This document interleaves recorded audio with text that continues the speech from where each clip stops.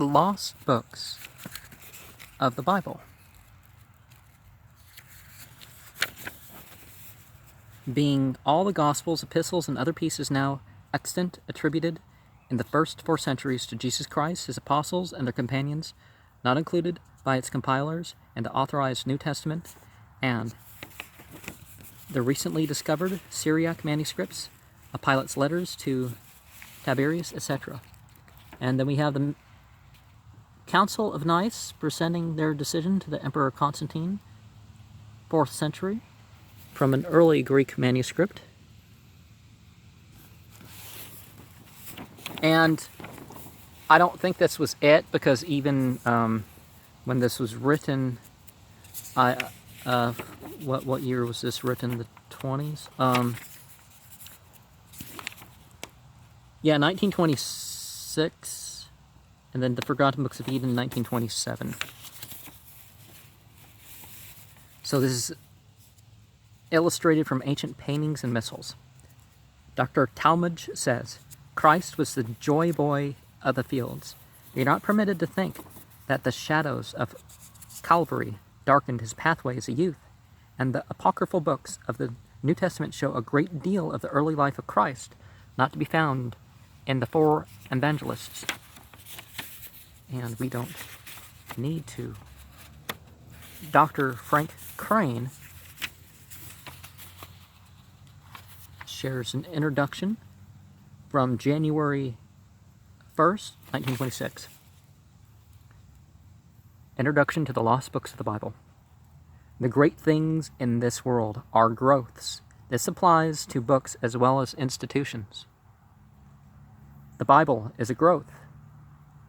Many people do not understand that it is not a book written by a single person, but it is a library of several books which were composed by various people in various countries and edited through time.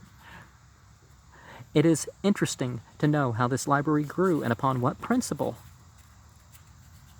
Some books were accepted and others were rejected. Of course, we may take people's word for the reasons why certain books were chosen, but it is not always satisfactory to come to our own conclusions by examining our own evidence. This is what this Lost Books of the Bible enables us to do. We can examine the books of the Scriptures, which we have in the authorized version, and then in this book we can read those Scriptures which have been eliminated by various councils in order to make up our standard Bible. Well, history kind of indicates that by the time you had 4 Gospels, 90, 120, 130, 150, 50s, I think. Well, I mean, it was after that, but by 150, and then by 160, you had a list. And it wasn't necessarily the councils. By the time you had the Catholic Church, you know, that started. It is safe to say that a comparison of accepted books with those rejected may be relied upon, for those books which are accepted are far superior in value to the others. You know, because that's the belief that people claim. Why is up to you to figure out, right? These others, which are included in the Lost Books of the Bible, comprise all kinds of stories, tales, and myths. Now, if you use the word myth from the biblical usage, there's a difference between cleverly imagined stories full of meaning and just stories full of meaning. They're not all cleverly, so it qualifies that. No great figure appears in history without myths growing up about him. Every great personage becomes a nucleus or a center about which folktales cluster. Now, a myth is kind of like history by itself, but it has meaning and it has purpose, and it implies some spiritual connection, which can be objectively and subjectively true. Usually myths aren't, but, you know. There are apocryphal tales about Napoleon, about Charlemagne, about Julius Caesar, and other outstanding characters. It is impossible that a man representing so great a force as Jesus of Nazareth should appear in the world without finding many echoes of his personality in contemporary literature. Many stories which grew up about him as time elapsed What these tales and stories are, just how he appears to the fictional minds of his day and afterwards, it is interesting to note. Now, Gospels and apocryphal literature are actually closer to fiction if a person kind of, but that's not really the point. It's neither fiction nor, Very often, the fiction writer depicts life and the great truth of life better than the historian. He does not pretend to write down what is exactly true, but he tinges all things with his imagination. His feeling, however, may be just and reliable. The reading of this lost books of the Bible is interesting as a matter of course. All who in any way are attracted by the personage of Jesus are interested to know any stories that may have grown up about him.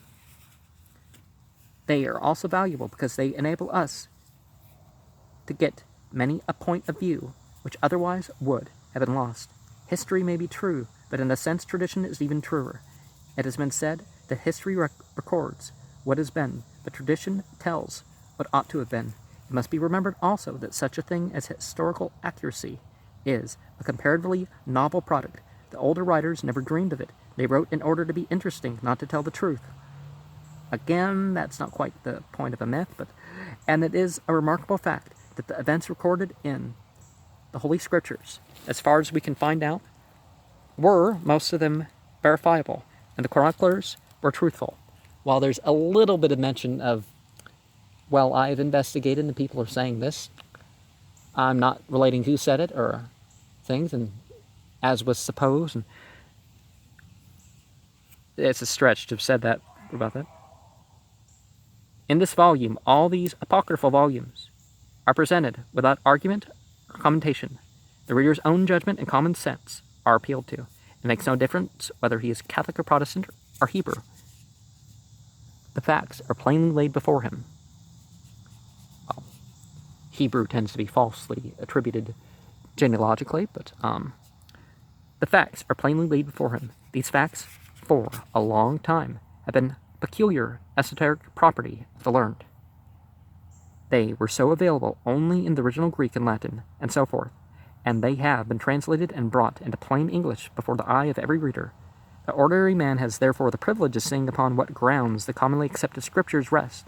He can examine the pile of evidence and do his own sifting. Thousands of people today look to the New Testament narrative as their leader and guide. It is important to know upon what authority this rests, and many a man will be delighted to find the evidence thus clearly presented before him. The lost books of the Bible present all sorts of matter before the curious eye. There are stories about Mary and instances of her personal life. There are other stories about the boyhood of Jesus and instances about his crucifixion. All these become important because of the central figure about whom they revolve. No man ever appealed to the imagination of the world and so played upon its feelings as has Jesus of Nazareth. It is interesting to know what forms of stories and speculations about him took place in the early period of the Christian era. In other words, the ordinary man is invited to take his place in that council chamber which accepts and rejects the various writings of Scripture. It is safe to say that the conclusions desired can safely be left to his common sense. It can no longer be said that our Scriptures were accepted by learned men. You do not know that, but you must accept their conclusion. Why? Now it is shown you upon what grounds these conclusions rest. As a believer in the authenticity of our accepted Scriptures, I have no hesitancy in saying that I am perfectly satisfied to let the common sense of the world decide upon the superiority of the accepted text. The publication of this book will do good because it takes away the veil of secrecy that has hidden for many years the act of the Church in accepting certain Scriptures and rejecting others. All of the grounds are rendered perfectly intelligible to the common man. Now, one thing I do intend to share on my channel is in regards to the, the Enochian. And one of the things that comes through with John Dee actually applied for canonization. He thought the Enochian magic was a way to bring back the experience talked about in the early church, because certainly him and his scribes were having it. And this cover of the book, that's some interesting stuff right there. Appears to be some illustration that wasn't part of it. Yeah, that's not the